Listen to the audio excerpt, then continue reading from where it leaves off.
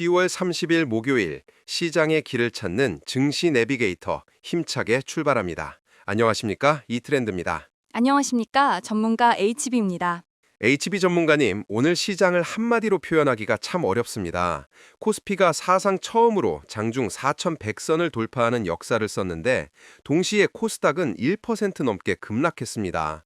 정말 롤러코스터 같은 하루였습니다. 네, 그렇습니다. 지수만 보면 분명 환호할 일이지만 그 속을 들여다보면 마냥 웃을 수만은 없는 굉장히 복잡한 장세였습니다. 먼저 오늘 종합시황부터 자세히 짚어주시죠. 코스피와 코스닥 흐름이 왜 이렇게 극명하게 엇갈렸습니까? 핵심은 한미 관세 협상이었습니다. 개장 전부터 한미 정상회담에서 관세 협상이 극적으로 타결되었다는 소식이 전해졌죠.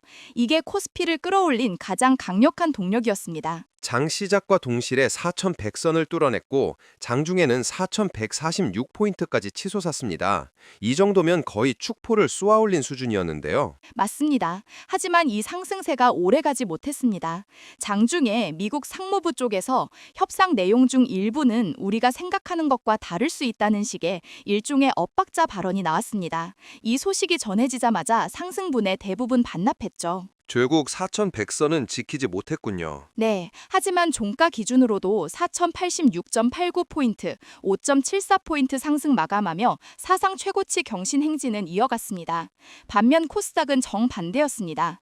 개장 직후 잠시 오르는 듯 하더니 바로 하락 전환해서 하루 종일 900선 아래에서 힘을 못 썼습니다. 결국 10포인트 넘게 하락하며 890선으로 마감했습니다. 코스피는 사상 최고치, 코스닥은 연중 최저치 흐름. 이런 극단적인 디커플링, 즉 탈동조화의 원인은 결국 수급 아니겠습니까?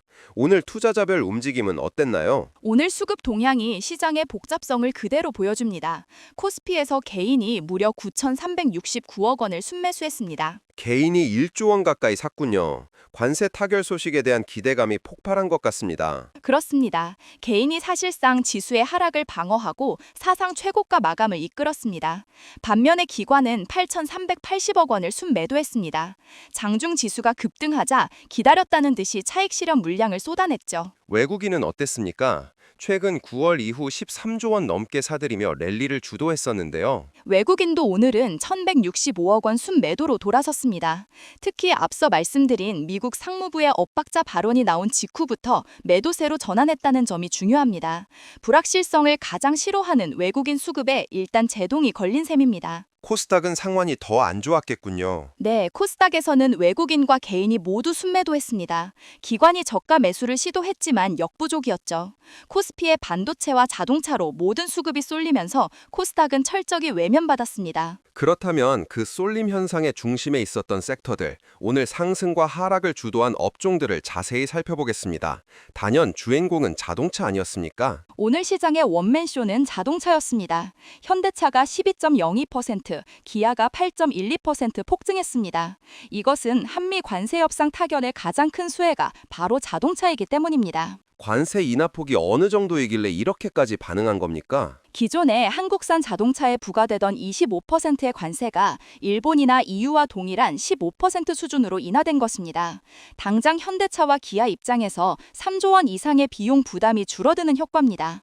만약 25%가 유지되었다면 연간 8조 원이 넘는 손실이 예상되었으니 말 그대로 최악을 피한 정도가 아니라 엄청난 호재를 맞이한 거죠. 마침 오늘 현대차 3분기 실적 발표도 있었죠. 네, 공교롭게도 실적 자체는 안 좋았습니다. 매출은 46조 원대로 사상 최대였지만 영업이익이 2조 5천억 원대로 전년 대비 29%나 급감했습니다. 그런데 이 영업이익 감소의 주된 원인이 바로 미국 관세 영향으로 인한 충당금 약 1조 8천억 원이었습니다. 그러니까 실적 악화의 원인이었던 관세 리스크가 오늘 극적으로 해소된 거군요. 정확합니다. 불확실성이 제거되면서 주가가 폭발한 겁니다. 자동차와 함께 또 다른 축을 담당한 곳은 역시 반도체였죠. 그렇습니다. 간밤에 미국 엔비디아가 시가총액 5조 달러를 돌파했다는 소식이 AI 반도체 투자 심리를 계속해서 자극했습니다.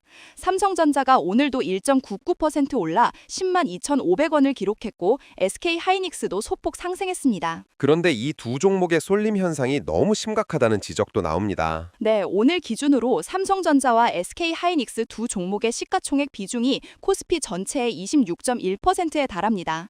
불과 2달 만에 비중이 6%포인트 넘게 증가한 겁니다.